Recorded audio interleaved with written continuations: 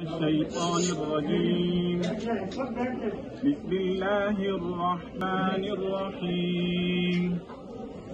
لله ما في السماوات وما في الأرض، وإن تبدوا ما في أنفسكم أو تخفوه يحاسبكم به الله، فيغفر لمن يشاء ويعذب من يشاء، والله على كل شيء قدير.